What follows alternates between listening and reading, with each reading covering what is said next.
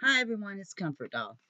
I want to talk tonight about something that's a serious subject and something that I know quite a bit about from personal experience, but I am not a medical professional.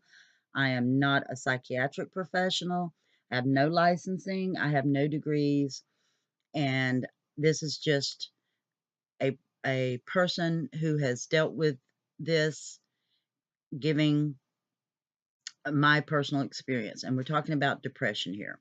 Now, according to the National Institute of Mental Health, clinical depression, or the definition of depression, is a mood disorder that causes distressing symptoms that affect how you feel, think, and handle daily activities like sleeping, eating, or working. Now, in order to diagnose these symptoms as true depression, the symptoms must be present most of the day, every day, for about 2 weeks or more. Um, And there are several different types of depression. What's considered major depression is something that interferes with the enjoyment of your life. Um, it may be episodic, meaning you may not have it every day. If you have it every day, it may not be all day, but it's consistent. It's regular. That's considered major depression. It can be, you know, more serious in some people than others. Now, clinical depression or persistent depression is is very common for most people, but there's also um, what perinatal or what they call postpartum depression, which is as a result of hormones, usually after a pregnancy, sometimes during a pregnancy. It's very common for some women to get depressed, and there is even in a few people, there's even a form of psychosis that's connected with postpartum depression. Now, seasonal depression is also called SAD, seasonal affect disorder, and it comes and goes with the seasons. It typically is present during the fall and winter when sunlight is more limited than other times. And there's not a lot of studies done on why this is a thing. I don't have the statistics in front of me about that, but it is an actual thing. Some people just call it, you know, the winter blues or something like that. But there is a connection between the lack of sunlight and seasonal affect disorder. Um, Now, a psychotic depression is usually goes along with some other form of some form of psychosis, which causes you to have disturbing or false beliefs or delusions. With some people, they have auditory or visual hallucinations. And this one, it can be dangerous and sometimes it's just disturbing for some people. Situational depression, that's as a result of a loss or circumstance. That's usually temporary. You may or may not need medication, although for some people, a short-term medication might help. Um, it's usually associated with grief or difficulties in your life, stress, or a situation like stopping smoking. That's something that's situational depression because you may not suffer from any form of depression otherwise, but when you're trying to quit smoking, you are in the middle of withdrawal, and your body does have physical reaction, and part of that, triggers depression. Now, again, this is my source is the National Institute of Mental Health, and as of the study that was done in 2017, it said of 11.2 million adults with serious mental illness, 7.5 million, which is 66 0.7% receive some form of treatment for their mental illness. Now this was for adults between 18 and 25, so we would say young adults. Treatment statistics for 26 to 49-year-olds were a little bit lower, 66.2%, and 50 plus are 75.5%. I don't know if that's because that the statistics are higher for 50 plus, because these are people who have learned that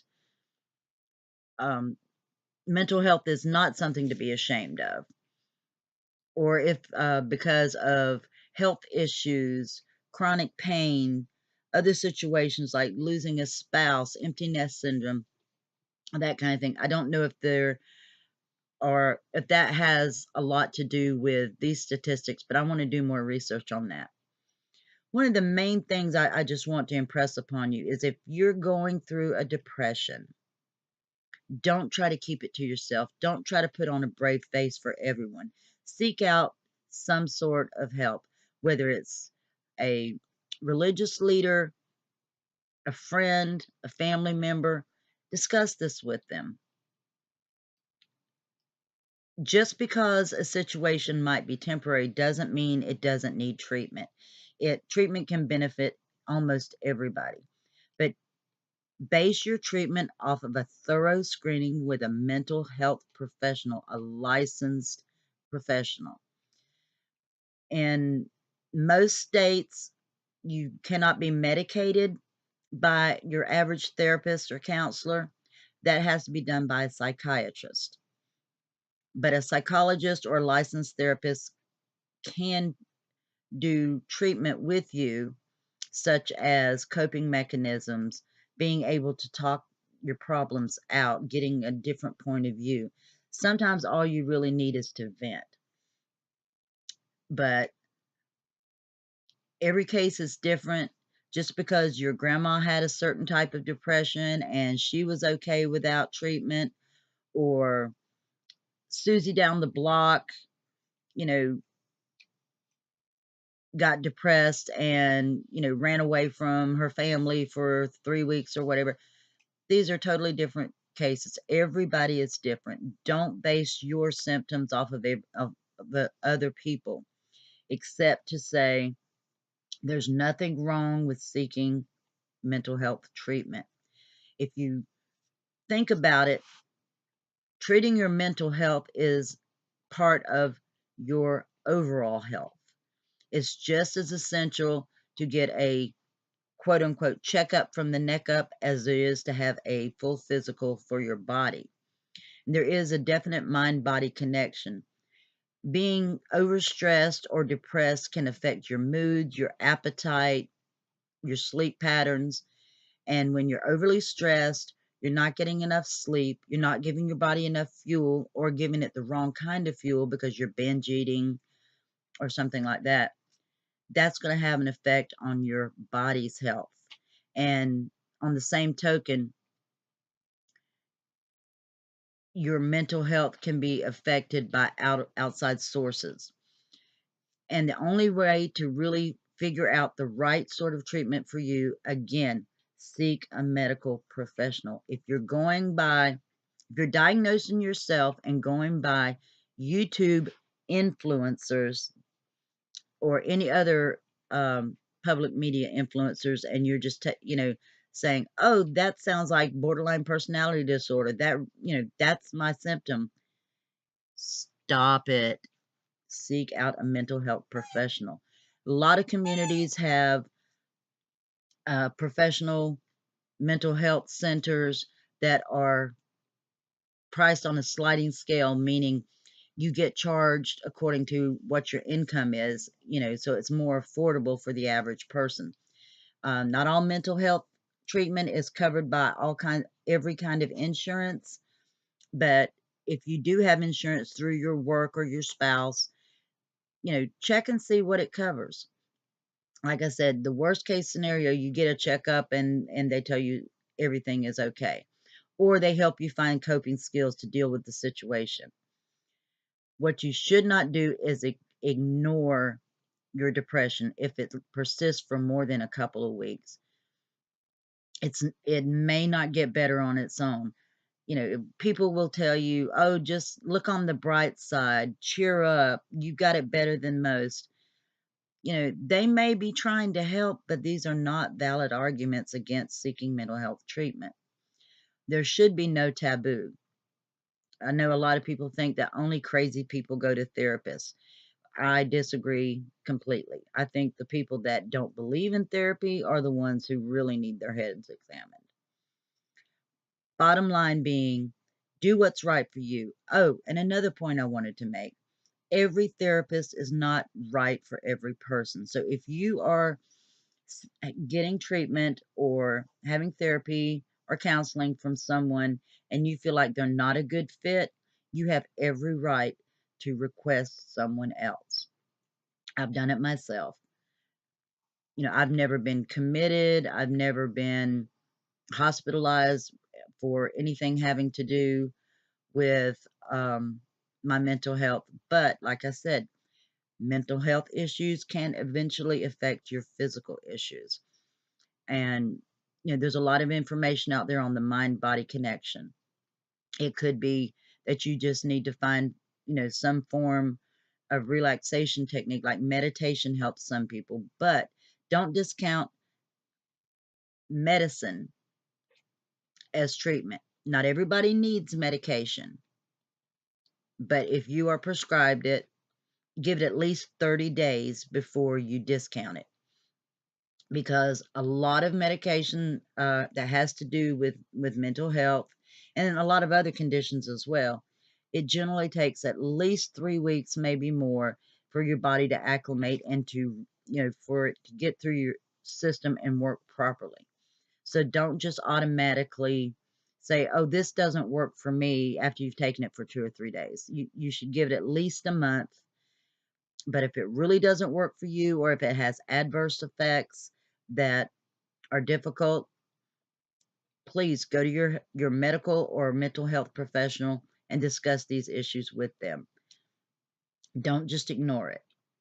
Now, I hope you don't need this information, but if you do, again, you know, this is something I've lived with for 56 years, basically, and I'm not a medical professional, but if any of this makes sense to you and you feel like you do need mental health treatment, seek a professional. And you have every right to ask to see degrees and certificates or anything else that proves someone is a mental health specialist. Well, that's all for this time, my dears. And I have a lot of other things coming up that I'm working on for you, and I'm going to be doing an upcoming video on anxiety. In the meantime, take care of yourself from the neck up and from the neck down. Eat healthy, exercise, stop smoking if you're smoking. I'm working on that one. And don't ignore the blues.